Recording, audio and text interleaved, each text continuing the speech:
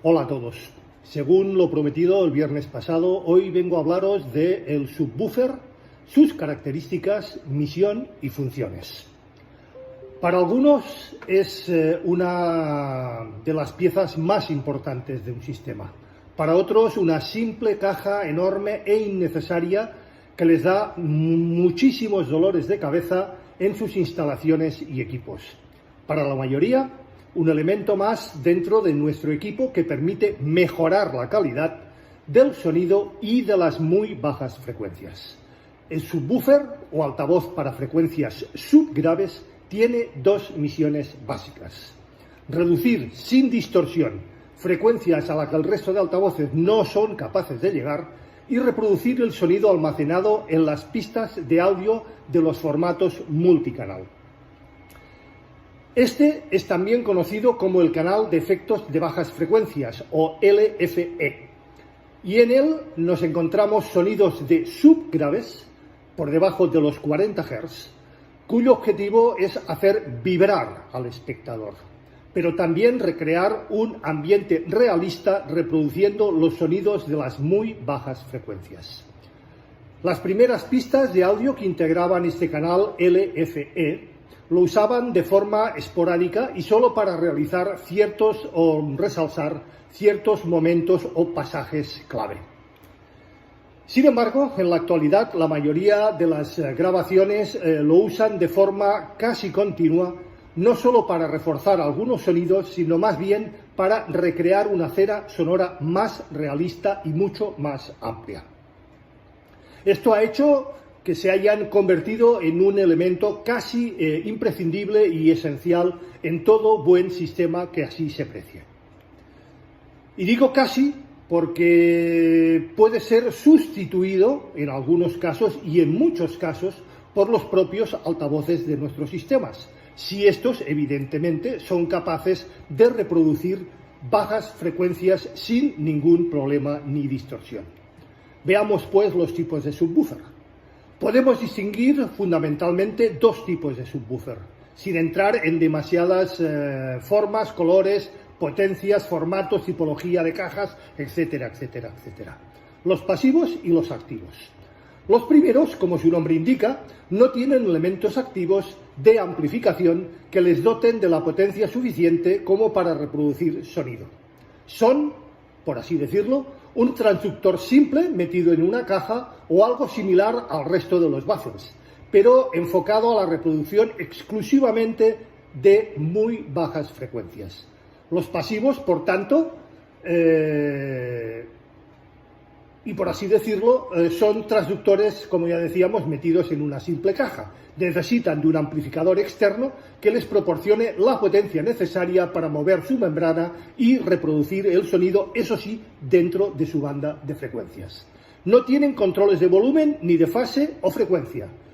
Alguno que pueda gestionar cada uno de estos factores, que podamos usar para alimentarlos y amplificarlos.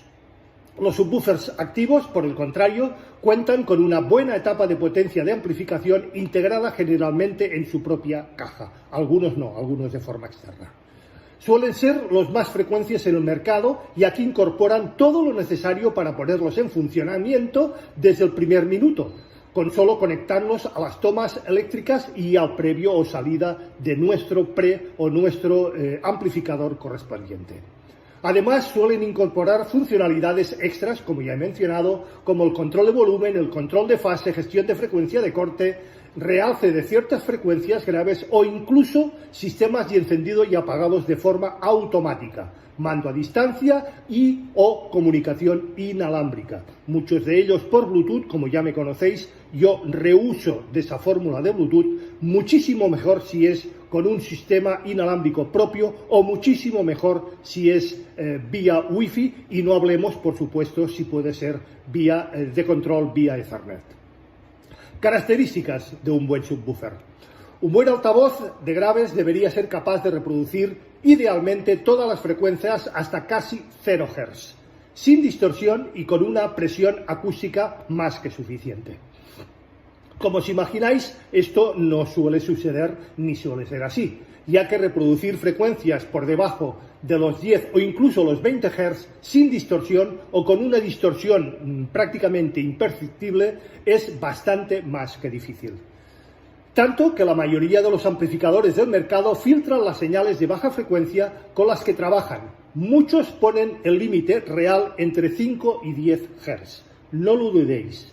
Existen estos filtros en su construcción para que nuestros amplificadores no bajen más allá de estas frecuencias. Y una gran parte de los subwoofers activos que podemos encontrar tienen filtros también subsónicos que trabajan con señales de hasta 20-25 Hz para proteger simplemente el transductor a las frecuencias muy bajas y así no sobrecargarlos o incluso dañarlos. Y es que trabajar a frecuencias menores hace que en general los altavoces tengan que esforzarse muchísimo para dar un sonido sin distorsión y que sea relativamente sencillo que salgan de la zona lineal de su funcionamiento, dependiendo de sus características y de cómo esté construida simplemente su caja, favoreciendo la posible rotura del altavoz o reduciendo su vida útil si lo ponemos a volúmenes exageradamente elevados o de forma continuada. Esto no quiere decir en absoluto que un subwoofer filtrado a 20 o 25 Hz sea malo. Es más, en la mayoría de instalaciones domésticas puede que el resultado sea más que satisfactorio y que uno de gama completa, ya que este último tendrá que reproducir vibraciones indeseadas en objetos, elementos decorativos de la habitación, como puedan ser muebles, estanterías, lámparas, cuadros e incluso el suelo o las propias paredes, que aunque llamativas en su primera escucha, estas resonancias o estas frecuencias con el tiempo nos llegarán a mucho más que cansar.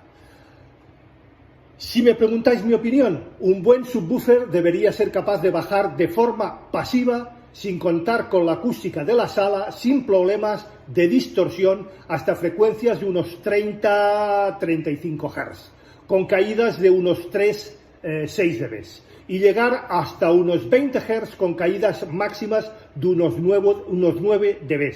Por supuesto, luego todo esto es más que ecualizable, corregible y moldeable, con muchísimas y diferentes maneras, modos y posibilidades. Los veremos en posteriores posts. Por cierto, tenéis colgado en el canal un post donde hablo de los próximos vídeos que voy a ir subiendo a lo largo de las próximas semanas. Podéis verlos por si estáis interesados en alguno de ellos. Para lograr estos requisitos tendremos que tener un buen driver, por lo menos de 12-15 pulgadas, sí, por lo menos de 12-15 pulgadas, siendo recomendable uno. Lo óptimo es tener o disponer de dos, aunque esto se escapa muchísimas veces de las posibilidades de la mayoría de nosotros o incluso por limitaciones de las propias salas que dediquemos a la escucha. Incluso más allá, 15, 18 o 20 pulgadas si podemos permitirnos su instalación y su precio. En cuanto a la forma de la caja, al reproducir frecuencias muy bajas, las longitudes de onda, que también veremos en un próximo post, serán más altas que el tamaño propio de la caja, por lo que sirven perfectamente cualquier forma cúbica o rectangular. El resto del formato del diseño, lo habitual en el mercado, es encontrar subwoofers de tipo bass reflex, sobre todo en los de menos pulgadas o con elementos pasivos que permiten bajar a más bajas frecuencias, pero que tienen la contrapartida de introducir un retardo de grupo y de fase en el sonido final, que en ocasiones puede llegar a ser más que molesto, dando la sensación de un sonido más blando y con menos pegada, o incluso dificultar la ubicación propia de la caja en nuestra sala de escucha. En mi opinión, si podéis elegir, mejor un subwoofer con caja sellada, con un driver lo más grande posible dentro de vuestras posibilidades, dentro de vuestro presupuesto y del tamaño propio de la sala que así nos lo permita. Con él conseguiremos generalmente un sonido de más impacto, con más pegada, aunque probablemente perdamos algo de extensión en bajas frecuencias, algo que por otra parte es solucionable con una buena ecualización que generalmente no es necesario si, como hemos dicho antes, llegamos bien hasta los 20-35 Hz. Más allá de esto, la ecualización no nos va a generar ningún beneficio más allá de la corrección acústica de nuestra sala y de nuestros altavoces. Con respecto al corte, en alta frecuencia lo normal es trabajar con una frecuencia de entre 50 y 80 Hz, punto a partir del cual la señal de LFE de las pistas de audio deja de tener contenido en la mayoría de las ocasiones.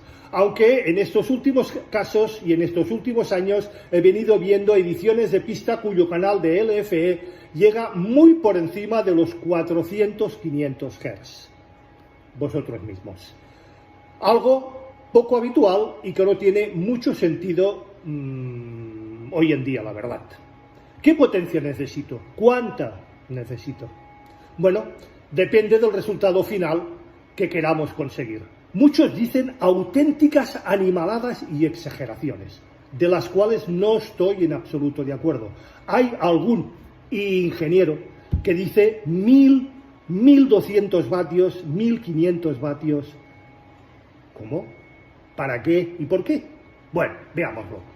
Sobre todo porque las pistas de audio que tienen un rango dinámico bastante elevado a nivel del canal LFE hace que en el caso ideal sea necesario mucha potencia para poder ofrecer una presión acústica como nosotros deseamos o realmente la que nos demanda el propio sistema.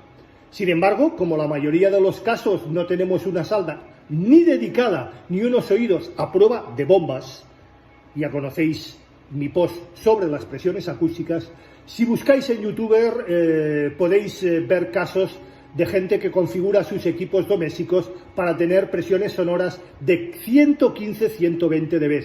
Tremenda animalada, señores. Algo totalmente exagerado y que puede ser muy, pero que muy perjudicial para sus oídos o nuestros oídos.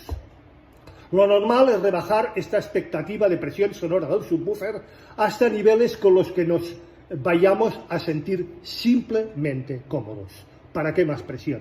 Si con 70, 80, 85 dB es más que suficiente. Hacer la prueba. Coged un sonómetro, el simple móvil, y hacer la prueba.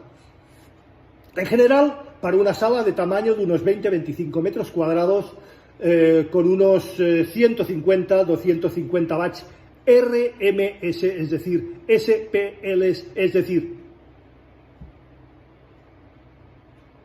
reales, debería de ser mucho más que suficiente para nuestro subwoofer.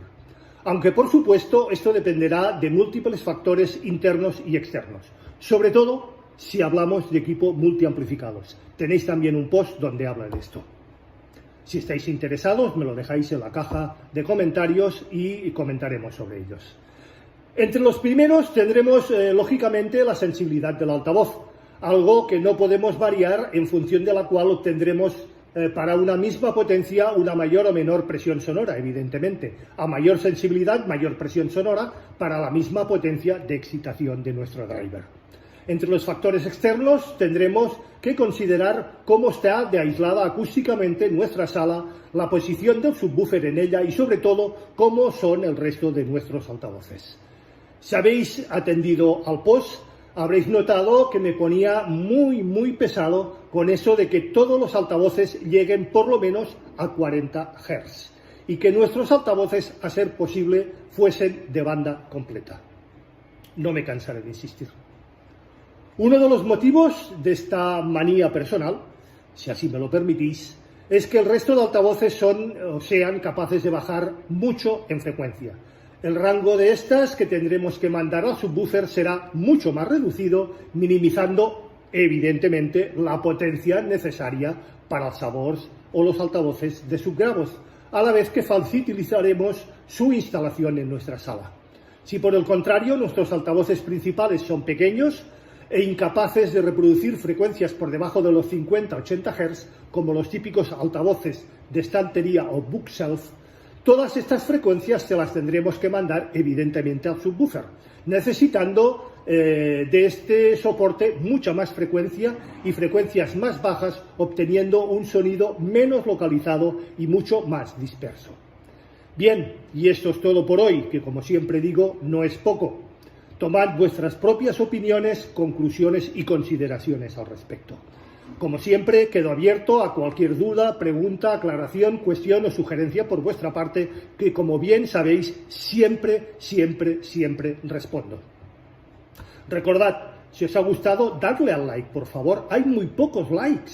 Hay muy buenas visitas, un buen nivel de visitas, pero muy pocos likes. No lo entiendo.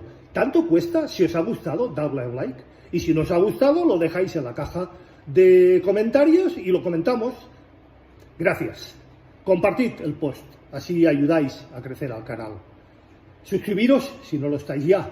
Y recordad de darle, como siempre, a la campanita gris para que YouTube os avise de cualquier novedad dentro del canal.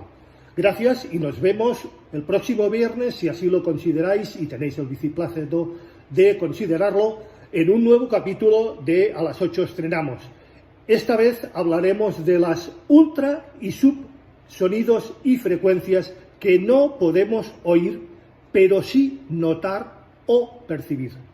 Hasta entonces, que tengáis una muy feliz y musical semana. Nos vemos.